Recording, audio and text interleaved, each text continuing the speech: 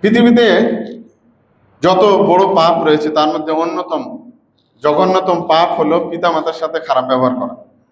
পক্ষান্তরে পিতামাতার সাথে ভালো ব্যবহার এটা হচ্ছে অত্যন্ত মূল্যবান, অত্যন্ত নেকির কাজ, সওয়াবের কাজ।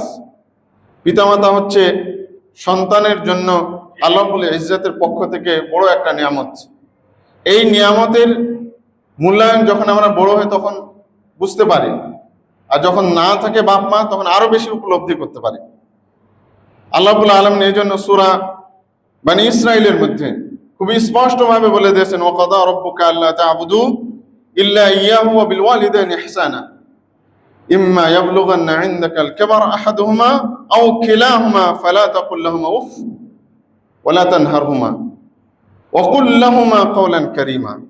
আল্লাহ তাআলা বলেন ওয়াকাদা রাব্বুক, তোমার রব ফয়সালা করে দিয়েছে, অর্থাৎ ফরজ করে দিয়েছেন যে তোমরা আল্লাহর ছাড়া আর কাউকে ইবাদত করবে না, আর কাউকে ইবাদত করবে না, আর কাউরে গোলামি করবে না। আর একটা কি, ওয়াবিল ওয়ালিদাইনি ইহসানা, এবং পিতামাতার সাথে ভালো ব্যবহার করবে। এটা আল্লাহ বলছেন যে আমি এটা ফরজ করে দিয়েছি বান্দাদের উপর। তা আল্লাহর ইবাদত এবং পিতামাতার সাথে সদাচরণ আল্লাহ রাব্বুল আলামিন পরস্পরে এটাকে উল্লেখ করেছেন এবং পাশাপাশি বলে দিয়েছেন কিভাবে বাপ মার সাথে ভালো ব্যবহার করতে হবে। আল্লাহ তাআলা বলছেন ইম্মা ইয়াবলুগান্না ইনদাকাল কিবার আহাদুহুমা, যদি তোমার পিতামাতার কোনো একজন বা উভয়জন তোমার কাছে বার্ধক্যে উপনীত হয়, বৃদ্ধ হয়ে গেছে বাপ এবং মা, ফালা তাকুল লাহুমা উফ, প্রথম কথা হলো যে তুমি কথার মাধ্যমে তাদের সাথে দুর্ব্যবহার করবে না। উফ মানে কি, কোনো আপত্তি ওজর, আমরা বলি না কেউ কিছু বললে উফ, তা আল্লাহ রাব্বুল আলামিন এই শব্দটা ইউজ করেছেন, আমি আপনি যেটা বুঝি। উফ শব্দটা বলা যাবে না, অর্থাৎ আপত্তি, বাপ মা যেটা বলছে তার বিরুদ্ধে আপনি একটা বাক্য উচ্চারণ করবেন মুখ দিয়ে, এটা আল্লাহ রাব্বুল আলামিন নিষেধ করে দিচ্ছে। দুর্ব্যবহার তো দূরের কথা। তারপরে আল্লাহ তাআলা বলছেন কি, ওয়ালা তানহারহুমা, ধমক দিবে না। প্রথমত আপত্তি করবে না তাদের কোনো কথায়, বরং তাদের কথার সাথে কথা মিলিয়ে কথা বলবে। আর একটা কি, তাদের ধমক দিবে না। ওয়াকুল লাহুমা, এবং আল্লাহ তাআলা আরো বলে দিয়েছেন কিভাবে কথা বলবে, কাওলান কারীমা, ভালো কথা বলবে, সম্মানজনক বাক্য উচ্চারণ করে মা বাবার জন্য। আল্লাহ তাআলা অন্য কারোর জন্য কিন্তু বলেনি, পীর সাহেবের জন্য বলেনি, বন্ধু বান্ধবদের জন্য বলেননি, শ্বশুর শাশুড়ির জন্য বলেননি, কারোর জন্য বলেননি। আল্লাহ রাব্বুল আলামিন পিতা মাতার কথাটাকে স্পষ্ট করে দিয়ে বলছেন তাদের সাথে কাওলান কারীমা, মানে সর্বোচ্চ, পৃথিবীর সর্বোচ্চ সম্মানিত যে শব্দ চয়ন করা, বাক্য চয়ন করা, কথার উচ্চারণ সবচেয়ে সুন্দর, উন্নত মানের, ভদ্র, এইরকম ভাষা ব্যবহার করবে আপনার জন্য। তারপরে আল্লাহ তাআলা কি বলছেন, ওয়াখফিজ লাহুমা জানাহাদ-দুল্লি মিনার রাহমা, এবং তোমাদের মমতা ভালোবাসার সর্বোচ্চটা দিয়ে তাদের জন্য কি করবে, তোমার ডানাটাকে বিছিয়ে দিবে। মমতা, ভালোবাসা, বিনয়িতা, বিনয় বলতে সর্বোচ্চ যেটা, এটা তোমার বাপ মার জন্য তুমি বরাদ্দ রাখবে।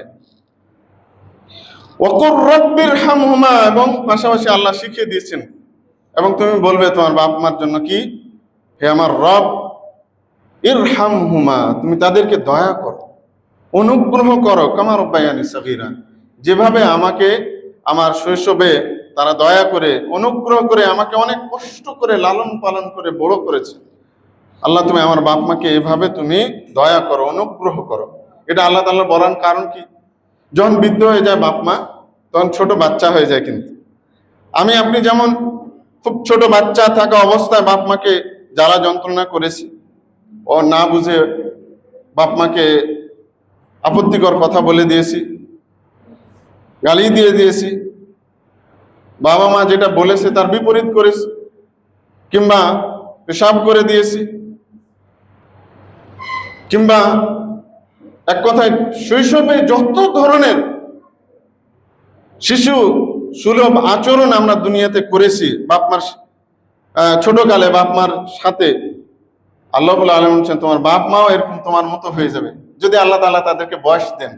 তখন তোমাকে ওরা যেভাবে বিরক্ত হয়নি, তোমাকে ফেলে দেয়নি, বরং তোমাকে মায়া মমতায় ভালোবাসায় তোমাকে লালন পালন করেছে, ঠিক তুমিও তার বার্ধক্য অবস্থায় এমনটা করবে। আল্লাহ রাব্বুল আলামিন এত সুন্দরভাবে আমাদেরকে ডিরেকশন করেছেন, আমাদের বলে দিয়েছেন বাবা মার সাথে আচরণ। কিন্তু দুঃখজনক হলো আমরা কি করি, বাবা মার সাথে ভালো ব্যবহার করতে পারি না, করি না, বরং যত বড় হই বাপ মাকে আমরা তত খারাপ ব্যবহার করি। পৃথিবীতে আপনি অন্য কোনো ধর্ম পাবেন না যেখানে এভাবে আল্লাহ রাব্বুল আলামিন বাপ মাকে এত সম্মানিত করেছেন, এবং আপনার উপর আল্লাহ রাব্বুল আলামিন এত বেশি অধিকার দিয়ে দিয়েছেন বাপ মার। পৃথিবীতে আপনি অন্য কোনো ধর্ম পাবেন না। এজন্য দেখবেন ইউরোপ আমেরিকায় বৃদ্ধাশ্রম রয়েছে। দুঃখজনক হলে যে আমাদের বাংলাদেশে এটা শুরু হয়েছে, মুসলিম কান্ট্রি, কিন্তু মুসলিম কান্ট্রিতে বৃদ্ধাশ্রমের কোনো সুযোগ নাই, এটা হারাম। কারণ আল্লাহ রাব্বুল আলামিন প্রত্যেকটা সন্তানকে তার বাপ মার জন্য নিজের বাড়িটাকে বানিয়ে ফেলেছে তার সেবা যত্নের জায়গা, বৃদ্ধাশ্রম নয়। এবং কবর পর্যন্ত পিতামাতার সাথে আপনাকে সুন্দর আচরণ করতে হবে, শুধু মরা পর্যন্ত না, মরার পরে তার সাথে ভালো ব্যবহার করতে হবে। কিভাবে? তার জন্য দান সদকা করতে হবে, তার জন্য দোয়া করতে হবে, তার সাথে সৎ আচরণ করতে হবে, দানের মাধ্যমে তার বন্ধু যারা রয়েছে যাদের সাথে উঠবাস করতে তাদের সম্মান শ্রদ্ধা করতে হবে। এখন আপনি বলছেন যে আমি তো নামাজ পড়ি, আমার বাপ মা নামাজ পড়ে না, আমি খারাপ ব্যবহার করবো না, এটা সুযোগ নাই ভাই। আপনার বাপ মা যদি নামাজ নাও পড়ে, দিনের ওপর নাও চলে, তবুও তার সাথে ভালো ব্যবহার করতে হবে। আপনার বাবা মা যদি পীর পূজারীও হয়, আর আল্লাহ রাব্বুল আলামিন আপনাকে হেদায়েত দিয়েছেন, সহিহ দ্বীনের বুঝ দিয়েছেন, কিন্তু বাবা মা হলো পীর পূজারী, মাজার পূজারী, তবুও তাকে সম্মান করতে হবে, দাওয়াত দিবেন, সম্মান করবেন। এজন্য আপনি এটা মনে করবেন না যে আমি তো এখন পাক্কা দিনদার হয়ে গেছি, সহিহ দ্বীন বুঝে ফেলছি, মরলি জান্নাত আমার। না, বাপ মার সাথে খারাপ ব্যবহার করা যাবে না। এ ব্যাপারে আমরা হাদিস পাই যে আল্লাহ রাসূল সাল্লাল্লাহু আলাইহি সাল্লামকে আসমা বিনতে আবু বকর উনি এসে বললেন যে আল্লাহ রাসূল, আমার মা তো মুশরিকা, সে আমার বাড়িতে আসে, তা আমি তার সাথে কেমন ব্যবহার করব? আল্লাহ নবী সাল্লাল্লাহু আলাইহি সাল্লাম বললেন, তুমি তার সাথে নম্র ভদ্র ব্যবহার করবে, তার সেবা যত্ন করবে। প্রিয়দিনী ভাইরা, তারপরে পিতামাতার কথা আমাকে আপনাকে অবশ্যই শুনতে হবে, তার সাথে তর্ক করা যাবে না, তার সাথে কোনো ধরনের বার্গেনিং এ লিপ্ত হওয়া যাবে না, এটা নিষেধ। এখন আমরা তো এগুলো বুঝি না, আমরা পিতা মাতার সাথে দুর্ব্যবহার করি নানানভাবে। তার কিছু উদাহরণ আপনাদের দিই। যেমন পিতা মাতার সাথে বসে যে দুইটা গল্প করবো, আমাদের সময় হয় না, আমরা এটা করি না। এটাই কিন্তু একটা অবাধ্যতার, যে বাপ মার সাথে কথাবার্তা আপনি বলছেন না। হ্যাঁ, সবকিছু দিচ্ছেন কিন্তু তার সাথে কথা বলছেন না, অথচ সে আপনাকে কথা বলা শিখিয়েছে, আপনাকে তার সাথে কথা বলতে হবে। তেমনই ভাবে আরো কিছু, আপনি একটা কিছু করছেন, পরামর্শ করছেন স্ত্রীর সাথে, স্ত্রীর বাবার সাথে অর্থাৎ শ্বশুরের সাথে, কিন্তু মা বাবার সাথে করছেন না। ইসলাম বলছে যে আপনি যে কোনো বিষয়ে পরামর্শ করুন বাপ মার সাথে, আগে বাপ মা তাদের সাথে আগে পরামর্শ করবেন। আমরা আরো যেভাবে অবাধ্যতা করি বাপ মার সাথে, বাইরে যাচ্ছি না বলে, বড় হয়ে গেছি মনে করছি আর তো বলার দরকার নেই, আমার যা খুশি আমি যাব আসব, যেখানে খুশি সেখানে যাব, যার সাথে আড্ডা দেব। ইসলাম বলছে এটা চলবে না। তুমি যত বড় হও না কেন, তুমি তোমার বাপ মার কাছে শিশু, শিশু।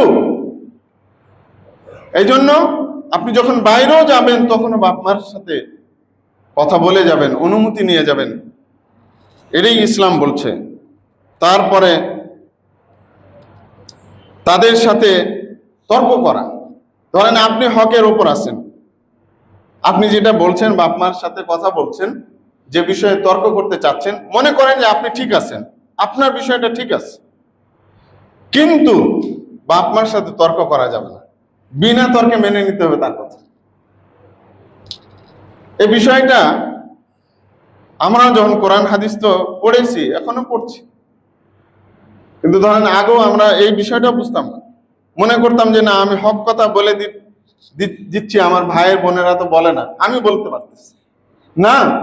অন্য জায়গায় চলবে, কিন্তু পিতামার সাথে এটা চলে না। বাবা মার সাথে আপনি তর্ক করতে পারবেন না। যদি একটা জিনিস বোঝানো দরকার হয়, খুব নম্র ভদ্র ভাষায় বাপ মাকে বুঝাইতে হবে। এটা হলো তার আনুগত্য, বাপ মাকে ভালোবাসার লক্ষণ।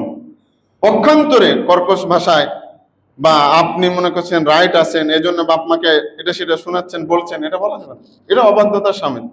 আরো রয়েছে যেমন আপনি যে জিনিস, আপনার প্রয়োজনকে পিতামাতার প্রয়োজনের উপর প্রাধান্য দেওয়া। আপনার প্রয়োজন একটা আছে, কিন্তু বাবা মারও একটা প্রয়োজন, একটা কিনা চেয়েছে একটা জিনিস, কিন্তু আপনি চিন্তা করছেন না এটা আমার কিনা দরকার, এটা করা যাবে না। এটাও অবাধ্যতার সামিল, পিতামাতার সাথে খারাপ সম্পর্কের বা খারাপ ব্যবহারের সামিল এটা। তেমন ভাবে তাদের আনুগত্য না করা, এবং পিতামাতা যে জিনিসটা চেয়েছেন ওটাকে আপনার সামর্থ্য থাকার পরও আপনি দিচ্ছেন না, এটা কিন্তু অন্যায়। আমাদের কাছে ইবলিশ এসে নানান ধরনের কথা বলে যে আমি বাপ মাকে যেটা দিই বোনকে দিয়ে দেয়, কেন দিব না? আপনার বাপ মা যদি চেয়েছে, আপনার সামর্থ্য আছে, আপনাকে দিতে হবে। প্রিয় দিনী ভাইরা, তেমনি ভাবে স্ত্রীর বিয়ের পরে স্ত্রীর কথা শুনে বাবা মার সাথে খারাপ ব্যবহার। আজকাল প্রত্যেকটা ফ্যামিলিতে প্রায় এই সমস্যাগুলো। বিয়ে করেননি তার আগ পর্যন্ত কোনো সমস্যা নেই, বিয়ে করেছেন বাস শুরু হয়ে গেছে। মনে হয় যেন বাপ মাই আপনার দুশ্মনে পরিণত হয়েছে, কিন্তু আপনার বাপ মা তো সবসময় হিতাকাঙ্ক্ষী, বিয়ের পরও হিতাকাঙ্ক্ষী, যদিও আপনার কাছে মনে হয়। এমনকি বাবা মা যদি আপনার অন্য ভাইকে বা বোনকে আপনাকে বঞ্চিত করে সমস্ত সম্পত্তি লিখে দিয়েছে, তবুও খারাপ ব্যবহার করা যাবে।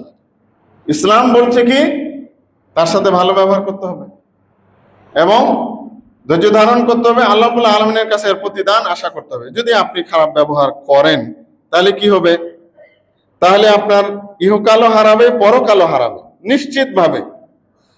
পৃথিবীতে যেই পাপগুলোর দ্রুত শাস্তি আল্লাহ রাব্বুল আলামিন দেন সেগুলো হলো এটা একটা। এক নম্বরে যদি আপনি রাখেন, আল্লাহ রাসূল সাল্লাল্লাহু আলাইহি ওয়াসাল্লাম হাদিসের মধ্যে বলছেন, আল কাবায়রু আল ইশরাকু বিল্লাহ ওয়াল ইয়ামিনুল গুমুস, সবচাইতে পৃথিবীর মধ্যে বড় পাপগুলোর মধ্যে হচ্ছে একটা শিরক, মিথ্যা কসম, ওয়া উকুকুল ওয়ালিদাইন, এবং পিতামাতার অবাধ্যতা হওয়া, পিতামাতাকে কষ্ট দেওয়া। আল্লাহ রাসূল সাল্লাল্লাহু আলাইহি ওয়াসাল্লাম আরেক হাদিসের মধ্যে বলছেন, ইন্নাল্লাহ হাররামা আলাইকুম উকুকাল উম্মাহাত, পিতামাতার অবাধ্য হওয়াকে আল্লাহ রাব্বুল আলামিন তোমাদের উপর হারাম করেছে। আল্লাহ রাসূল সাল্লাল্লাহু আলাইহি ওয়াসাল্লাম আরেক হাদিসের মধ্যে বলছেন যে 3 শ্রেণীর উপর আল্লাহ রাব্বুল আলামিন জান্নাতকে হারাম করে দিয়েছেন। তার মধ্যে এক শ্রেণী হলো ওয়াল আক্কু লিওয়ালিদাইহি, যেই ব্যক্তি পিতামাতার সাথে দুর্ব্যবহার করে, পিতামাতার সাথে অসদাচরণ করে, কোনোভাবে পিতামাতাকে কষ্ট দেয়, ওই ব্যক্তির উপর জান্নাত হারাম। প্রিয় দিনী ভাইরা, এখন কথা হলো যে হাদিসে এই দুনিয়াতে আমি আপনি কি শাস্তি পাবো? হাদিস কি বলছে? নবী সাল্লাল্লাহু আলাইহি সাল্লামের হাদিস কি বলে? এক নম্বর হলো আপনার যেটা ক্ষতি হবে সেটা হবে যে আপনি পিতামাতাকে যদি অসন্তুষ্ট করে, তাদের সাথে দুর্ব্যবহার করে আপনি মনে করেন যে আমি দুনিয়াতে সাকসেসফুল হব, এটা হতে পারবে না, কখনোই না। পিতা মাতাকে সন্তুষ্ট করে আপনি দুনিয়াবি সাকসেসফুল হওয়ার চেষ্টা করবেন। আল্লাহ রাসূল সাল্লাল্লাহু আলাইহি ওয়াসাল্লাম হাদিসের মধ্যে বলছেন, এক নম্বর ক্ষতি বাপ মার সাথে খারাপের, অর্থাৎ নগদ শাস্তি, সেটা হলো যে অর্থনৈতিক সংকট। পিতামাতার সাথে দুর্ব্যবহারকারীর ব্যক্তির রিজিকে কোনো বারাকা থাকে না, বরকত লাভ করতে পারে না, এমনকি ওই ব্যক্তি ধ্বংস অনিবার্য হয়ে যায় শুধু পিতামাতার কারণে। আল্লাহ রাসূল সাল্লাল্লাহু আলাইহি ওয়াসাল্লাম এক হাদিসের মধ্যে বলছেন, মান সাররাহু আন ইউসাতা লাহু ফি রিজকিহি, ওয়া ইন সাআলাহু ফি আসরি ফালিয়াসিল রাহমাহ। যে ব্যক্তি চায় যে আমার রিজিক আল্লাহ তাআলা বাড়িয়ে দেখ, আমি আরো অনেক সম্পত্তির মালিক হব, টাকা পয়সার মালিক হব, আয় রোজগার করব বেশি বেশি, আমি বহু টাকা পয়সার মালিক হব, আল্লাহ নবী সাল্লাল্লাহু আলাইহি সাল্লাম বলছেন তার উচিত হবে তার পিতামাতার সাথে ভালো ব্যবহার করা। যদি না করে তাহলে বুঝে নিতে হবে তার রিজিক অবশ্যই ধ্বংস হয়ে যাবে, যা সে ইনকাম করছে সব একদিন শেষ হয়ে যাবে। এই জন্য প্রিয় দিনী ভাইরা, কখনো পিতামাতার সাথে দুর্ব্যবহার করবেন না। আর একটা হচ্ছে আল্লাহ রাব্বুল আলামিনের সন্তুষ্টি থেকে আপনি অনেক দূরে সরে যাবেন, অর্থাৎ আল্লাহর রেজামন্দি বঞ্চিত হবেন আপনি। আল্লাহ রাসূল সাল্লাল্লাহু আলাইহি সাল্লাম বলছেন, রিদা রব ফি রিদাল ওয়ালিদাইন, পিতামাতার সন্তুষ্টির মধ্যেই রয়েছে আল্লাহ রাব্বুল আলামিনের সন্তুষ্টি। মনে করেন আপনি দুনিয়াতে বহু আমল করেছেন, সৎ আমল করেছেন, আমলে সালেহ করেছেন, খুব আল্লাহওয়ালা ব্যক্তি, কিন্তু আপনি পিতামাতার সাথে দুর্ব্যবহার করেছেন, মনে রাখবেন যে আল্লাহ রাব্বুল আলামিন আপনার উপর অসন্তুষ্ট, আপনি পাবেন না, আল্লাহর রেজামন্দি পাবেন না। আর আল্লাহর সন্তুষ্টি যদি আপনি অর্জন না করতে পারেন তাহলে আপনি আমলে সালেহ করেও জাহান্নামে যাবেন। তা আল্লাহ রাসূল বলছেন কি, রিদা রব ফি রিদাল ওয়ালিদ, পিতামাতার সন্তুষ্টির মধ্যে রয়েছে আল্লাহ রাব্বুল আলামিনের সন্তুষ্টি, পক্ষান্তরে অসন্তুষ্টি রয়েছে পিতামাতার অসন্তুষ্টির মধ্যে। তারপরে হলো বদদুয়া। বড় একটা বিপদ হলো দুনিয়াবি বা আল্লাহ তাআলার পক্ষ থেকে দ্রুত শাস্তি পিতামাতার অবাধ্য হলে, সেটি হলো বদদুয়া। পৃথিবীতে কেউ বদদুয়া দিলে যে আপনাকে লাগবে এটা না, এই মজলুমের লাগতে পারে, আল্লাহ নবী বলেছেন। কিন্তু বাবা মার বদদুয়া আল্লাহ রাব্বুল আলামিনের কাছে সাথে সাথে কবুল হয়েছে। আমরা যখন কিশোর বয়সের, এটা আমার গ্রামেরই একটা ঘটনা, আমার খুব ভালোভাবে মনে আছে যে এক ব্যক্তি বাইরে থাকতেন, বিদেশ, বাড়িতে এসেছেন হয়তো অর্থনৈতিক কোনো কারণ নিয়ে, স্ত্রীর পক্ষ নিয়ে বাপ-মার সাথে দুর্ব্যবহার করছে, খারাপ ব্যবহার করছে। তো বাড়িতে যে কয়েকদিন থাকছে বাপ-মার সাথে কথা বলেনি, অথচ একই আঙিনা একই জায়গায় আছে। ছুটি শেষে চলে যাচ্ছে, ঠিক আমার মনে হচ্ছে এরকম বর্ষা মৌসুমের ঘটনা এটা, কিন্তু বাপ মাকে কিছু না বলেই চলে যাচ্ছে। মাটা একটু মূর্খ, যদি নামাজি মানুষ, উনি কি করলেন, চলে যাচ্ছে ছেলে, বারবার পিছন থেকে ডাকছে, শুনে না। বৃষ্টির মধ্যে সে এভাবে হাত তুলে এমন ভাবে বদদুয়া করে দিল সন্তানের জন্য, ছোট ছেলে, যে আল্লাহ যেন তোর সুস্থ মুখ আর না দেখে। আল্লাহ রাব্বুল আলামিন তো এটা কবুল করে নিয়েছে। ঠিকই সে বিদেশে গেছে, অল্প দিনের মধ্যে মারাত্মক অসুস্থতা নিয়ে ফিরে এসেছে। এটা আমার প্রতিবেশীর গল্প হচ্ছে। তারপরে এই মহিলা তো বুঝে নিয়েছে যে আমার বদদুয়া আল্লাহ মনে হয় কবুল করে নিয়েছে। তারপরে এই মহিলা অনেক দোয়া করেছে আল্লাহর কাছে, কত কান্নাকাটি করেছে, কত দান সদকা করেছে সন্তানের সুস্থতার জন্য, কিন্তু আল্লাহ রাব্বুল আলামিন আর কবুল করেন। ওই যে ওইটা কবুল হয়ে গেছে, ওই বদদুয়াটা কি আল্লাহর আরশে আজিমে এটা কবুল হয়ে গেছে, আল্লাহর কাছে গৃহীত হয়ে গেছে। সে আর সুস্থ হতে পারেনি, কিছুদিন অসুস্থ থাকার পরে ওই রোগ নিয়ে সে মারা যায়। একবারে যুবক, তরতাজা। প্রিয় দিনী ভাইরা, কখনো বাপ মাকে অসন্তুষ্ট করবেন না। আল্লাহ রাসূল সাল্লাল্লাহু আলাইহি সাল্লাম বলছেন, সালাসু দাওয়াতিন লা তুরাদ, তিন প্রকার দোয়া রয়েছে যেটা আল্লাহ রাব্বুল আলামিন প্রত্যাখ্যান করেন, অর্থাৎ কবুল করে নেন। একটা হলো দাওয়াতুল ওয়ালিদি ওয়ালাদি, পিতামাতার দোয়া সন্তানের জন্য যদি ভালো হয় তাহলে আল্লাহ তাআলা ওটা কবুল করে নেন। যদি আপনার বাপ মা আপনার জন্য দোয়া করে দেন যে আল্লাহ তুমি আমার ছেলের হায়াত বাড়িয়ে দাও, তার রিজিকে বারাকা দান করো, আল্লাহ রাব্বুল আলামিন ঠিকই ওটা কবুল করে। পক্ষান্তরে তার বিপরীত যদি হয় বদদুয়া, ওটাও কবুল করে নেবেন। আল্লাহ নবী বলছেন তিনটি দোয়া রয়েছে যেটা আল্লাহর কাছে একেবারেই দ্বিধাহীন ভাবে কবুল হয়ে যায়। একটি হলো বাবা মার দোয়া সন্তানের জন্য, দ্বিতীয় হচ্ছে সিয়াম পালনকারী দোয়া, আর একটা হচ্ছে মুসাফিরের দোয়া। এই তিন শ্রেণীর ব্যক্তির দোয়া আল্লাহ তাআলার কাছে কবুল হয়ে যায়। তো এই জন্য বাপ মার কাছে যত পারেন ভালো দোয়া নেওয়ার চেষ্টা করবেন, বদ দোয়া নিবেন না। কখনো বাবা মাকে অসন্তুষ্ট করবেন না। কষ্ট পেয়েছেন, চুপ থাকেন। প্রত্যেকটা পরিবারে কিন্তু ঝামেলা আছে, সমস্যা আছে। মনে করেন আমারও আছে, কিন্তু আমি অনেক সময় মনে করি আমার মাকে মনে হয় কথাটা আমার বলা উচিত, বলে দেব। আমার মা কি মনে করবে না করবে, কিন্তু আল্লাহে বাপ মার সামনে যখন আসি তখন এটা আর বলার সাহস হয় না। হাসি মনেই মার সাথে কথা বলতে হয়, কারণ তার দোয়া আমার পাথেও এই দুনিয়াবী জীবনের, আখিরাতের জীবনের জন্য আমার খুব দরকার, আমাকে পেতেই হবে।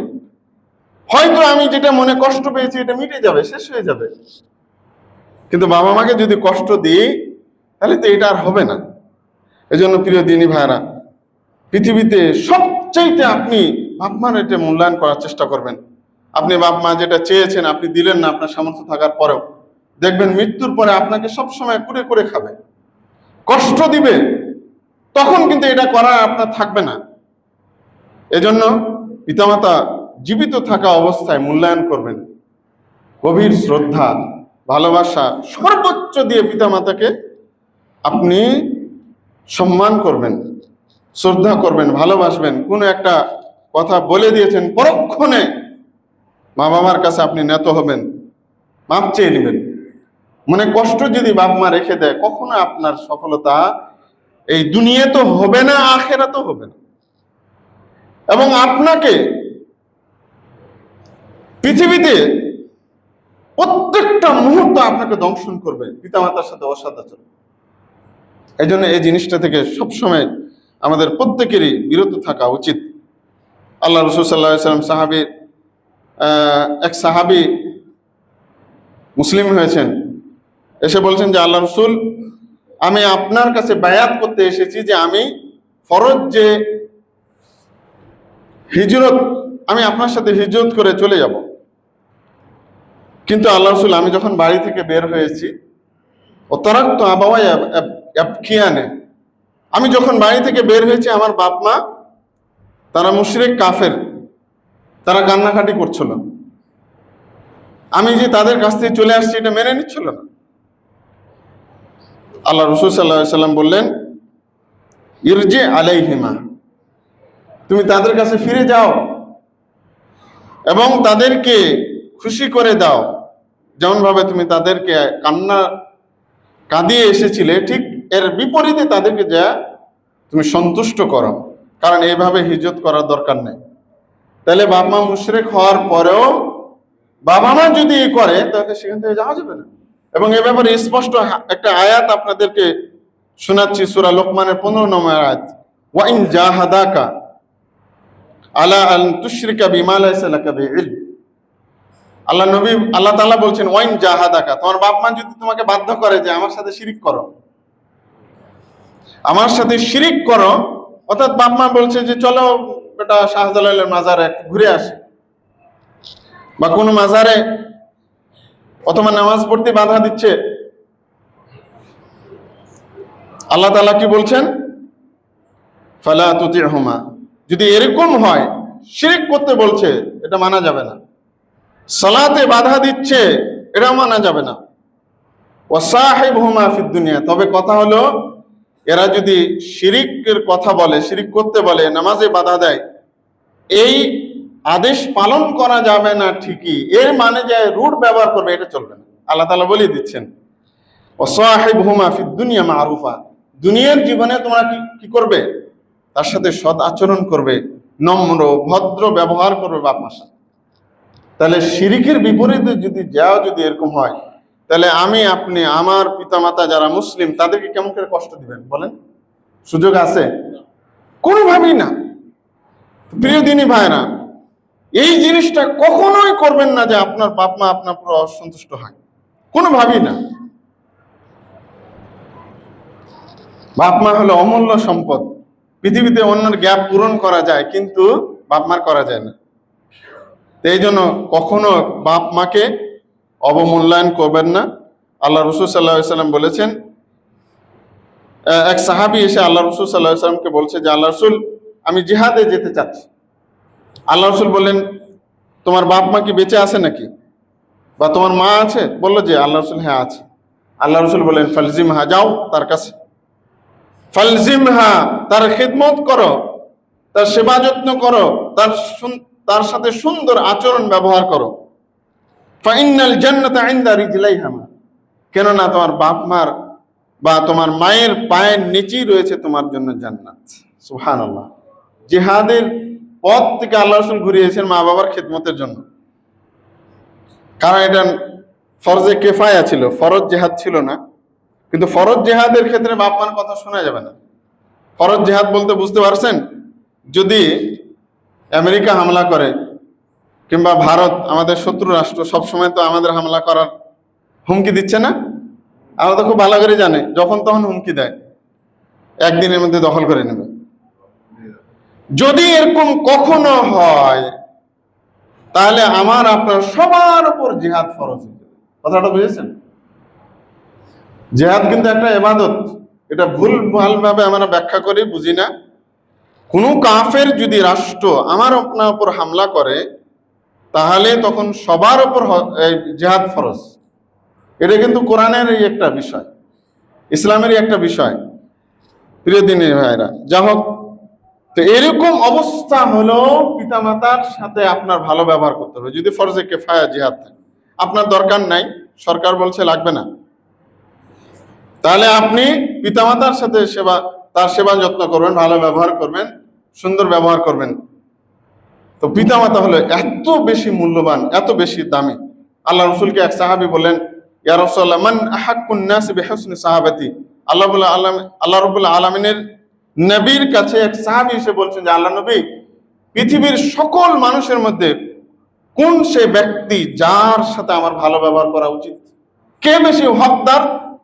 আল্লাহ রাসূল সাল্লাল্লাহু আলাইহি ওয়াসাল্লাম বলেন, উম্মুক। ক্বালা সুম্মা মান? ক্বালা উম্মুক। ক্বালা সুম্মা মান? ক্বালা উম্মুক। আল্লাহ রাসূল, তারপরে কে? আল্লাহ রাসূল বলেন, তোমার মা। তারপরে কে? তোমার মা। তারপরে কে? আল্লাহ রাসূল, তোমার পিতা। মার মর্যাদা, কারণ সন্তানরা মার সাথে বেশি দুর্ব্যবহার করে। মা একটু নরম হয়ে থাকে, বাবা একটু গরম হয়ে থাকে, যত রাগ জেদ সবকিছু সন্তান ঝাড়ে কার ওপর? মার ওপরে। তো এই জন্য আল্লাহ রাব্বুল আলামিন বলছেন, না, এটা করা যাবে না, তার সাথে ভালো ব্যবহার করতে হবে। কারণ তোমার মা তোমাকে 10 মাস 10 দিন পেটে ধারণ করেছেন, কত কষ্ট করে তোমাকে লালন পালন করেছেন। অন্য আয়াতে আল্লাহ তাআলা তো বলছেন, আনিশকুরলি বলে ওয়ালিদে, আমার শুকরিয়া আদায় করো এবং পিতামাতার শুকরিয়া আদায় করো। আল্লাহু আকবার। আল্লাহর শুকরিয়ার সাথে পিতামাতার শুকরিয়া। তো এই জন্য মনে রাখবেন, 1 নাম্বার যেই পাপের কারণে আল্লাহ রাব্বুল আলামিন দুনিয়াতে মানুষকে নগদ শাস্তি দিয়ে থাকেন, সেটা হলো পিতামাতার সাথে দুর্ব্যবহার। এজন্য কোনো অবস্থাতেই যেন আমার কাছ থেকে আমাদের বাবা মা যেন কষ্ট না পায়, দুঃখ না পায়। সব সময় সৎ ব্যবহার, সর্ব অবস্থায় পিতার সাথে সৎ আচরণ আমাদেরকে অবশ্যই করতে হবে। এটা ফরজ। এটা কি ফরজ? বাবা মার সাথে সৎ আচরণ, এটা হলো ফরজ। তো সুতরাং এরকম অন্যায় থেকে আমরা, পাপ থেকে বেঁচে থাকবো।